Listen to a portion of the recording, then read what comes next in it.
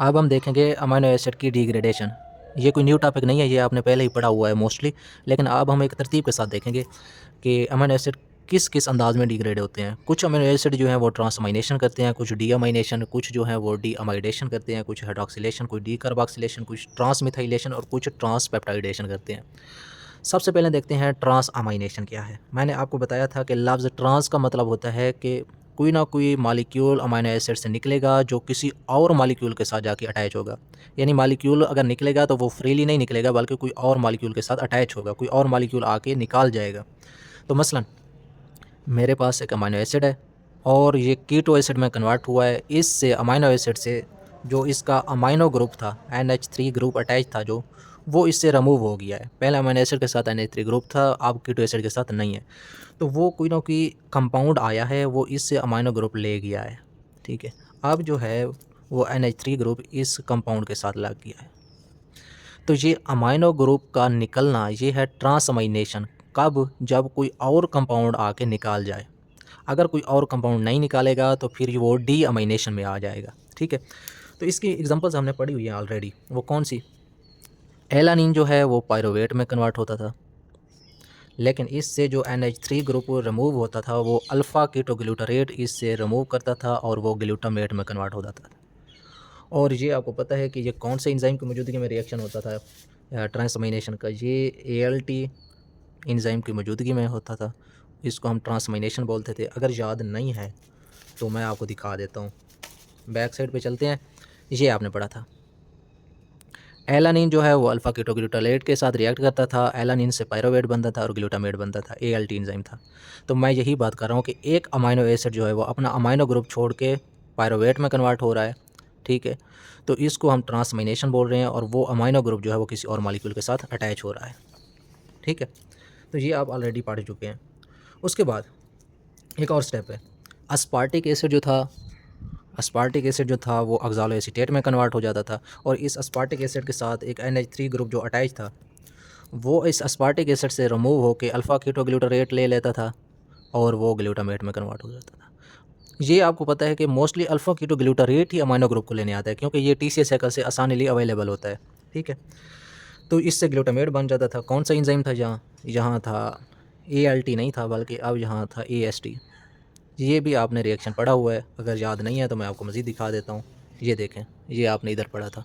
ठीक है, जिसने पिछले लेक्चर नहीं लिया वो पहले पिछले लेक्चर ले ले, पहले 3 लेक्चर्स। ठीक है, लेकिन अब कहानी जो है ना वो कुछ इस तरह है, जो मैं आपको मेन बताना चाह रहा हूँ कि कुछ जो अमीनो एसिड हैं वो पायरोवेट बनाते हैं और पायरोवेट जो है वो जाके TCA साइकिल के अंदर ब्रेक डाउन करता है। ठीक है, कुछ जो अमीनो एसिड हैं वो ऑक्ज़ालो एसीटेट बनाते हैं और वही ऑक्ज़ालो एसीटेट फिर TCA साइकिल के अंदर ब्रेक डाउन करते हैं। इसका मतलब है TCA साइकिल के अंदर कुछ मॉलिक्यूल जो हैं अमीनो एसिड के वो पायरोवेट की शक्ल में जाते हैं, कुछ जो ऑक्ज़ालो एसीटेट की शक्ल में जाते हैं और कुछ जो हैं वो किसी और फॉर्म में जाते हैं। ठीक है, अब हम देखेंगे कि कौन सा मॉलिक्यूल कौन सी शक्ल में जाता है। तो इन चीज़ों को देखने के लिए हम देखते हैं कि कुछ अमीनो एसिड जो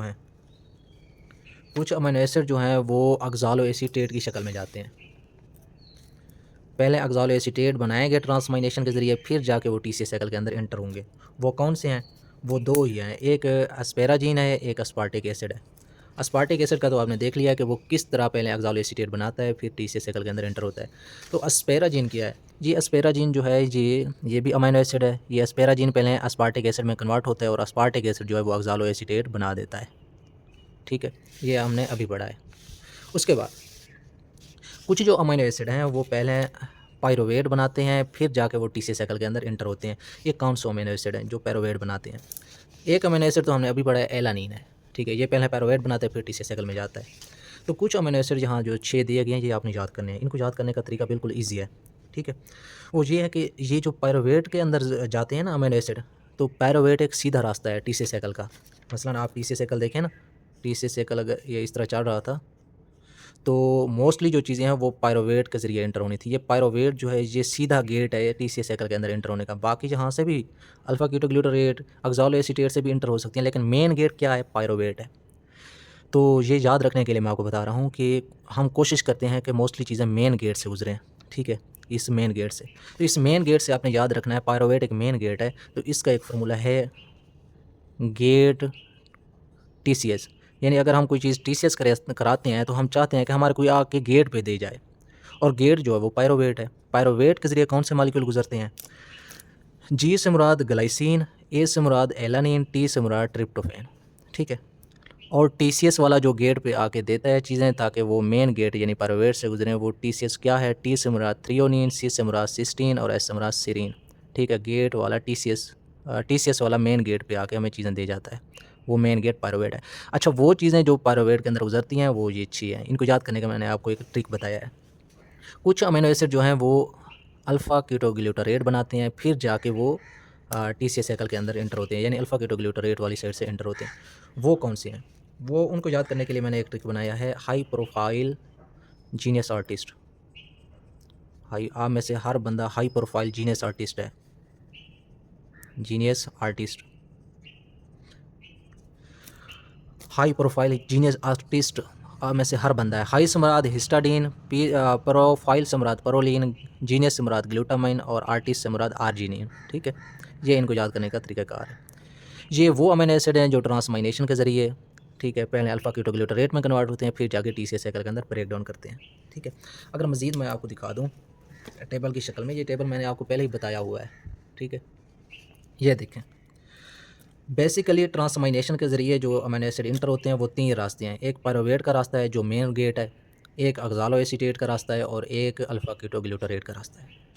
ये 3 रास्ते ऐसे हैं जो अमीनो एसिड को गुजार देते हैं TCS साइकिल के अंदर, ठीक है। अब देखते हैं जो पायरोवेट के ज़रिए दाखिल होते हैं तो वो यही हैं जो मैंने आपको पायरोवेट वाले बता दिए हैं। TCS वाला गेट पे आएगा ये 6 अमीनो एसिड देने ताकि वो पायरोवेट से गुजर जाए मेन गेट के ज़रिए, ठीक है। ये याद करने का मैंने आपको ट्रिक बताया। और दूसरा जो है, ये पायरोवेट भी ट्रांसमाइनेशन के ज़रिए एंटर होता है, और दूसरी ट्रांसमाइनेशन कहाँ लिखा हुआ है? ये ट्रांसमाइनेशन है। अस्पार्टेट जो है ये भी ऑक्ज़ालोएसीटेट में कन्वर्ट होता है ट्रांसमाइनेशन के ज़रिए, ठीक है। ऑक्ज़ालोएसीटेट में कौन सी चीज़ें जाती हैं? अस्पार्टेट और एस्पेराजीन। एस्पेराजीन भी होता है, एस्पेराजीन पहले अस्पार्टेट में कन्वर्ट होता है, अस्पार्टेट ऑक्ज़ालोएसीटेट में कन्वर्ट हो जाता है। उसके बाद कुछ जो चीज़ें हैं वो अल्फ़ा कीटोग्लूटारेट वाले रास्ते से ट्रांसमाइनेशन करके जाती हैं, वो कौन सी हैं? वो मैंने आपको अभी बताई हैं कि ये हाई प्रोफाइल जीनियस आर्टिस्ट, ठीक है। ये सारी की सारी चीज़ें ये दिखाई हुई है, ये सारी की सारी चीज़ें पहले ग्लूटामेट में कन्वर्ट होंगी, ग्लूटामेट अल्फ़ा कीटोग्लूटारेट में कन्वर्ट होकर TCS साइकिल का हिस्सा बन जाएगा और एनर्जी की फॉर्मेशन करेगा। ये तो थी ट्रांसमाइनेशन की कहानी। इस TCS साइकिल के अंदर सिर्फ 3 ट्रांसमाइनेशन हो रही हैं। एक ट्रांसमाइनेशन जब होती है तो पायरोवेट बनता है, फिर TCS साइकिल में दाखिल होता है। एक ट्रांसमाइनेशन जब होती है तो ऑक्ज़ालोएसीटेट बनता है, वो TCS साइकिल में एंटर होता है। एक ट्रांसमाइनेशन से अल्फ़ा कीटोग्लूटारेट बनता है, वो TCS साइकिल के अंदर एंटर होता है। और वो कौन से अमीनो एसिड कौन से रास्ते से गुजरते हैं ये आपने अच्छी तरह से याद करने हैं, ठीक है। ये इनमें से मोस्टली MCQs आ जाता है। अब चलते हैं डी अमाइनेशन की तरफ, ठीक है। डी अमाइनेशन क्या है? ट्रांस अमाइनेशन जो था वो था अमाइनो एसिड से NH3 ग्रुप का रिमूव होना। डी अमाइनेशन भी यही है कि अमाइनो एसिड से NH3 ग्रुप का रिमूव होना। डी का मतलब होता है रिमूव होना, अमाइनेशन अमाइनो ग्रुप का। लेकिन वहाँ ट्रांस अमाइनेशन में जब अमाइनो ग्रुप रिमूव होता था किसी कंपाउंड के साथ लगता था, ठीक है। लेकिन यहाँ जो अमाइनो ग्रुप रिमूव होगा वो किसी न किसी कंपाउंड के साथ नहीं लगेगा। यानी एक अमाइनो एसिड ने अपने आप को कीटो एसिड में कर दिया और साथ में अपना अमाइनो ग्रुप जो है वो छोड़ दिया है। वो अमाइनो एसिड जो है वो किसी कंपाउंड के साथ नहीं लगेगा, बल्कि वो अमाइनो ग्रुप जो है वो यूरिया साइकिल से गुजर के यूराइन बना देगा। यूराइन जो है हमारे बॉडी से एक्सक्रीट हो जाएगा। तो ये कहलाता है डी अमाइनेशन का प्रोसेस, ठीक है। अब कौन से अमाइनो एसिड हैं जो डी अमाइनेशन करते हैं, ठीक है, वो हमने पढ़ना है। वो ग्लूटामेट जो है वो अल्फ़ा कीटोग्लूटारेट में जब कन्वर्ट होता है तो ये अमाइनो ग्रुप रिमूव कर देता है, ठीक है। ये कहलाता है डी अमाइनेशन। ग्लूटामेट जो है अल्फ़ा कीटोग्लूटारेट में कन्वर्ट जब होता है तो ये ट्रांसअमाइनेशन के ज़रिए भी कन्वर्ट हो सकता है, डी अमाइनेशन के ज़रिए भी कन्वर्ट हो सकता है। ये मज़ीद भी मैं आगे जाकर समझाऊंगा। एक बुक के अंदर मिसाल दी हुई है हिस्टाडीन की। हिस्टाडीन जब कन्वर्ट होता है यूरोसिनिक एसिड के अंदर, ठीक है, ये भी अमाइनो ग्रुप को रिमूव कर देता है, NH3 को फ्रीली, ठीक है। ये भी आपके बुक के अंदर एग्जांपल दी हुई है। और इसको कन्वर्ट करने वाला जो है वो एंजाइम भी बताया हुआ है, वो हिस्टाडेज है, हिस्टीडेज, ठीक है, HISTIDASE। ये भी डी अमाइनेशन की एग्जांपल है। उसके बाद हम चलते हैं अगले स्टेप पे, वो है डी अमाइडेशन क्या है। अब यहाँ भी अमाइनो ग्रुप रिमूव होगा, किसी अमाइनो एसिड से कोई अमाइनो ग्रुप रिमूव होगा।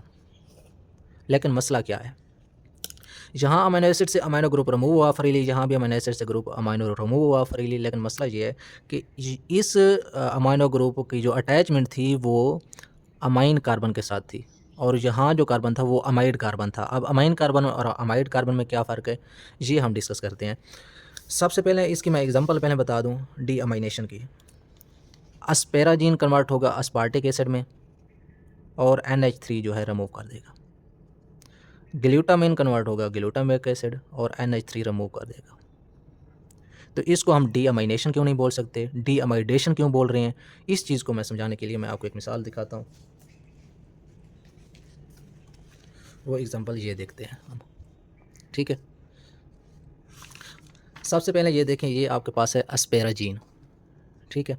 अस्पेराजीन जो है ये न्यूट्रल अमाइनो एसिड है, ठीक है। ये अमाइनो एसिड जो है ये अपने आप को कन्वर्ट करता है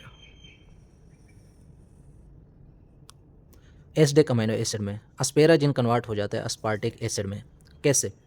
जो इसका ये NH2 ग्रुप है ये रिमूव हो जाता है, ये NH2 ग्रुप रिमूव हो जाता है NH3 की शक्ल में, ठीक है। यानी ये वाटर इंटर हुआ, वाटर क्या है, H और OH है। H और OH जब इंटर हुआ तो जो एक H था वो इस NH2 के साथ लाके NH3 बना दिया, जो OH था वो इस जगह पे आके अटैच हो गया, ये OH अटैच हो गया, ठीक है। तो ये देखना है कि ये डी अमाइनेशन है या डी अमाइडेशन है।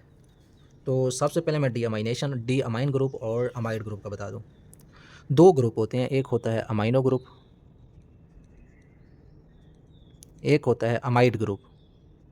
अमाइड ग्रुप ये किस तरह होते हैं, अगर कार्बन के साथ NH2 अटैच है या NH3 अटैच है तो ये अमाइनो कार्बन है, अमाइनो ग्रुप है। अगर इस कार्बन के साथ डबल बॉन्ड O है और NH3 अटैच है, ये अमाइड बन जाता है। यानी इस कार्बन के साथ डबल बॉन्ड नहीं होगा बल्कि ये हाइड्रोजन होंगे या कोई और चीज़ होगी।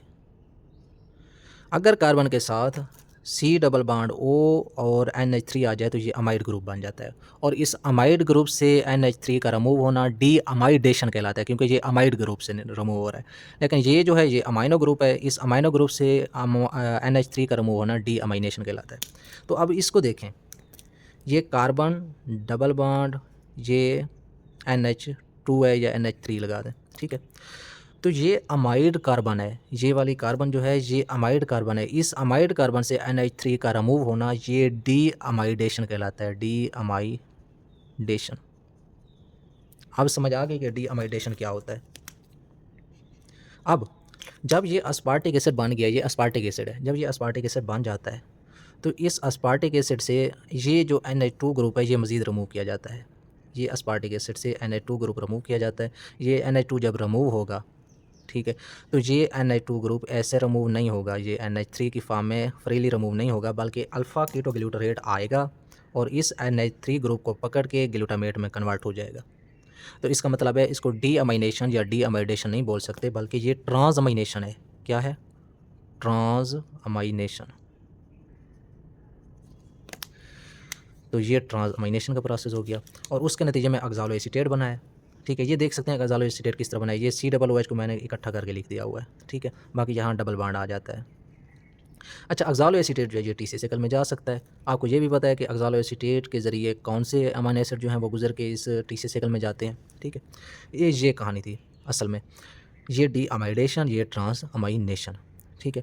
इसका मतलब है अस्पेराजीन और अस्पार्टिक एसिड जो हैं ये ऑक्ज़ालो एसीटेट वाले रास्ते से गुजर के ये TC साइकिल में जा सकते हैं। तो ये मैंने ऑक्ज़ालो एसीटेट वाला रास्ता मैंने अभी आपको बताया, ये ऑक्ज़ालो एसीटेट में यही दो जा सकते हैं, ठीक है। उसके बाद एक और एग्जांपल मैं बता देता हूँ, वो ये है कि ग्लूटामाइन जो है ये कन्वर्ट होता है ग्लूटामेट में, और ग्लूटामेट जो है ये अल्फ़ा कीटोग्लूटारेट में कन्वर्ट होता है और ये TC साइकिल में पहुँच जाता है। तो अब यहाँ पे कौन सा प्रोसेस हुआ है, यहाँ पे कौन सा हुआ है और यहाँ पे कौन सा हुआ है, तो इसको हम एक और अंदाज़ में देख लेते हैं, ठीक है। ये मेरे पास एक और अंदाज़ आ गया, ठीक है। ये है ग्लूटामाइन। अब ये ग्लूटामाइन कन्वर्ट हुआ है ग्लूटामेट में। सिर्फ हुआ क्या है, इसका जो ये Na2 ग्रुप था ये रिमूव हो गया है NH3 की शक्ल में, ठीक है। तो इसको हमने क्या नाम दिया, क्योंकि ये अमाइड कार्बन के साथ अटैच था तो ये डी अमाइडेशन है, डी अमाइडेशन। ये ग्लूटामाइन की स्ट्रक्चर है, तो ये ग्लूटामाइन कन्वर्ट हो गया है ग्लूटामेट के अंदर। अब ग्लूटामेट ने कन्वर्ट होना है अल्फ़ा कीटोग्लूटारेट में, लेकिन इसके पास दो रास्ते हैं। या तो ये ग्लूटामेट जो है ये डायरेक्ट अल्फ़ा कीटोग्लूटारेट में कन्वर्ट होगा, लेकिन जो NH3 ग्रुप है वो ऐसे रिमूव हो जाएगा फ्रीली। ये जो Na2 ग्रुप है ये ऐसे फ्रीली रिमूव हो जाएगा। तो इसको हम डी अमाइडेशन नहीं बोलेंगे, ये जो है ये डी अमाइनेशन है। डी अमाइनेशन क्यों है? क्योंकि ये जो Na2 ग्रुप रिमूव हो रहा है ये कार्बन के साथ जो अटैच है वो कार्बन अमाइनो कार्बन है, अमाइड कार्बन नहीं है, यानी C डबल बॉन्ड रखने वाली कार्बन नहीं है। ठीक है, तो ये डी अमाइनेशन का प्रोसेस है। लेकिन ये कौन सा था? डी अमाइडेशन का प्रोसेस। उसके बाद ये ग्लूटामेट जब अल्फ़ा कीटोग्लूटारेट में कन्वर्ट होता है तो इसके पास एक और रास्ता भी है। ठीक है, वो कौन सा रास्ता है? ये ग्लूटामेट जब अल्फ़ा कीटोग्लूटारेट में जाता है तो ये जो NH3 रिमूव कर रहा है ये किसी और कंपाउंड के साथ भी लग सकता है। कौन से कंपाउंड के साथ लग सकता है? वो बहुत से कंपाउंड हैं। जिस तरह ये अगर पायरोवेट के साथ लग जाए तो ये क्या बना देगा? एलानीन बना देगा, एलानीन। तो ये पायरोवेट आएगा इस NH3 को पकड़ेगा और NH3 को पकड़ के ये एलानीन बना देगा पायरोवेट। ठीक है, लेकिन अब NH3 जो है ये फ्रीली रिमूव नहीं हुआ, तो इसको हम ना डी अमाइनेशन बोलेंगे या डी अमाइडेशन ना बोलेंगे, बल्कि ये है ट्रांस अमाइनेशन। Trans amination. लेकिन मज़ीद फ़र्क ये है कि ये जो प्रोसेस जो है ये इस रास्ते से भी जा सकता है, अल्फ़ा कीटोग्लूटारेट बनाने के लिए इस रास्ते से भी जा सकता है। तो ये कौन सा रास्ता चुनता है?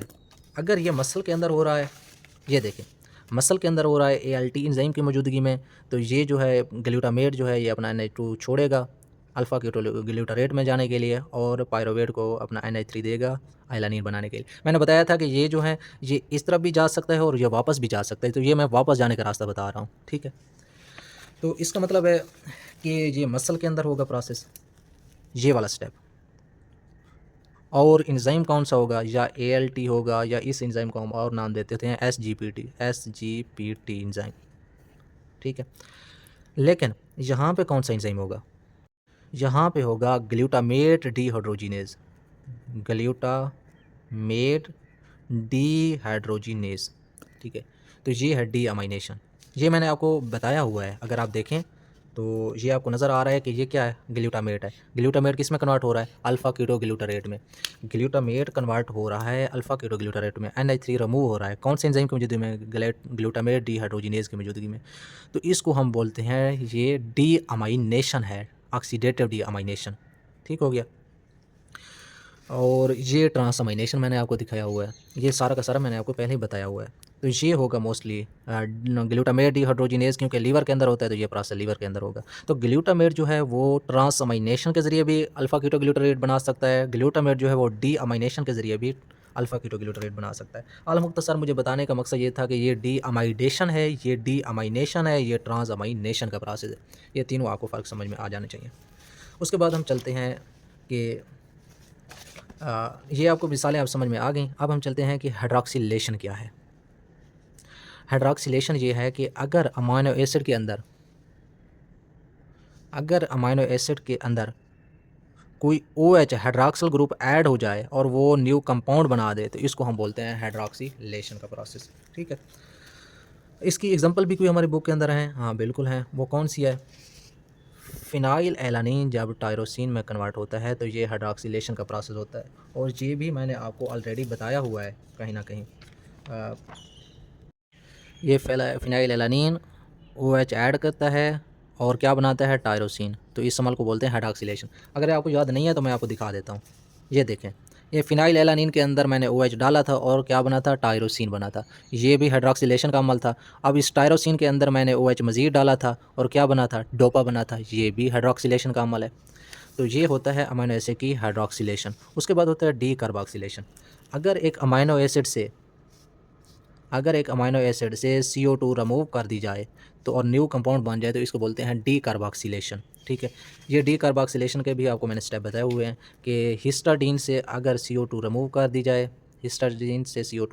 जाए, तो वो हिस्टामाइन बना देता है। हिस्टामाइन एक न्यूरोट्रांसमीटर है। ठीक है, जो मैं आगे जाके भी आपको बताऊंगा। डोपा से अगर CO2 रिमूव कर दी जाए तो वो डोपामीन बन जाता है, और ये भी डी कार्बोक्सिलेशन है। ये भी मैंने आपको बताया हुआ है, डी कार्बोक्सिलेशन भी। ये देखें, ये था डोपा। डोपा से CO2 रिमूव हुई थी, डोपामीन बना था, ये डीकार्बोक्सिलेशन हुआ। डोपा से CO2 का रिमूव होना डीकार्बोक्सिलेशन है और डोपामीन बनता है। ये मैंने आपको ऑलरेडी बताए हुए हैं सारे के सारे स्टेप। उसके बाद चलते हैं ट्रांसमिथाइलेशन की तरफ। ट्रांसमिथाइल यानी कोई ना कोई मिथाइल ग्रुप जो है वो ऐड होगा, ठीक है। अमाइनो एसिड के साथ कोई मिथाइल ग्रुप ऐड होगा और न्यू कंपाउंड बनाएगा, इसको बोलते हैं ट्रांसमिथाइलेशन। आपको ये भी याद होगा कि नॉर एपिनेफ्रीन के अंदर हमने अमाइनो ग्रुप जो था वो ऐड किया था NH3 और उससे नॉर एपिनेफ्रीन से एपिनेफ्रीन बन गया था। अगर नहीं पता तो मैं ये बता देता हूँ कि ये था नॉर एपिनेफ्रीन। इस नॉर एपिनेफ्रीन के अंदर हमने NH3 ग्रुप ऐड किया था और एपिनेफ्रीन बन गया था, तो ये ट्रांस मिथाइलेशन है। तो इसके अंदर हमने 3-4 जो है वो रिएक्शन पढ़े थे। हाइड्रॉक्सिलेशन, ये डीकार्बोक्सिलेशन ऑफ अमीनो एसिड और मिथाइलेशन, ट्रांसमिथाइलेशन ऑफ अमीनो एसिड। ये सारे के सारे स्टेप हमने पढ़े हुए हैं, ठीक है। उसके बाद हम चलते हैं ट्रांसपेप्टाइडेशन। ये भी हमारा पढ़ा हुआ है। कैसे? अमीनो एसिड जो है, एक अमीनो एसिड दूसरे अमीनो एसिड के साथ मिलेगा, एक अमीनो एसिड किसी दूसरे अमीनो एसिड के साथ मिलेगा और ये दो अमीनो एसिड मिल के आपस में बांड बना देंगे और ये बांड जो है ये पेप्टाइड बांड है, इसलिए इसको बोलते हैं ट्रांसपेप्टाइडेशन। और ये डाईपेप्टाइड बांड है क्योंकि दो अमीनो एसिड मिले हैं, ठीक है। इस तरह की मिसालें मैंने आपको बताई थी। एक ट्राईपेप्टाइड बताया था, वो कौन सा था? ग्लूटाथियोन। मैंने बताया था ग्लूटाथियोन को आपने याद रखना है GC से, ठीक है। G से मुराद क्या था? ग्लाइसिन था और G से मुराद ग्लूटामिक एसिड था और C से मुराद सिस्टीन था। ये तीन आपस में मिलते थे और उनके नतीजे में एक कंपाउंड बनता था ट्राईपेप्टाइड, ठीक है। उनके दरमियान ये पेप्टाइड बांड आ गया, इसको हम बोलते थे ग्लूटाथियोन। ये एंटीऑक्सीडेंट था। उसके बाद एक और एग्जांपल है, वो है केराटिन। ये केराटिन आपको पता होना चाहिए, ये मसल के अंदर पाई जाती है। केराटिन फास्फेट जो आपके मसल को एनर्जी देती है, ठीक है। ये आपने केराटिन फास्फेट कहीं ना कहीं लफ्ज़ फर्स्ट ईयर FSC के अंदर आपने पढ़ा हुआ है। केराटिन फास्फेट मसल को एनर्जी देती है। ये भी ट्राईपेप्टाइड है। ये तीन अमीनो एसिड आपस में जुड़े हुए हैं। वो अमीनो एसिड कौन से हैं? वो है ग्लाइसिन, एलानिन और मेथियोनिन। ये भी आपने याद रखना है जाम से। ये मैंने पहले भी आपको बताया है कि मसल्स को जो है एक जाम की ज़रूरत होती है। एक जाम पानी पियोगे तो केराटिन बनेगा और केराटिन आपके मसल को एनर्जी देगा। वो जाम कौन सा है? G से मुराद ग्लाइसिन, A से मुराद एलानिन और M से मुराद मेथियोनिन। ये मिल के केराटिन बनाएंगे, केराटिन आपके मसल को एनर्जी देगा। तो ये वो सारे के सारे स्टेप मैंने आपको बता दिए हैं डिग्रेडेशन ऑफ अमीनो एसिड के, ठीक है। किस तरह डिग्रेडेशन ऑफ अमीनो एसिड होती है और वो किस तरह TCA साइकिल के अंदर जाते हैं और या किस तरह वो एनर्जी बनाते हैं या कुछ स्पेशल प्रोडक्ट बनाते हैं। कुछ जो है वो TCA साइकिल के अंदर जा रहे थे, कुछ से जो हार्मोन बन रहे थे, कुछ से जो मज़ीद अमीनो एसिड बन रहे थे। ये है अमीनो एसिड की डिग्रेडेशन, ठीक है।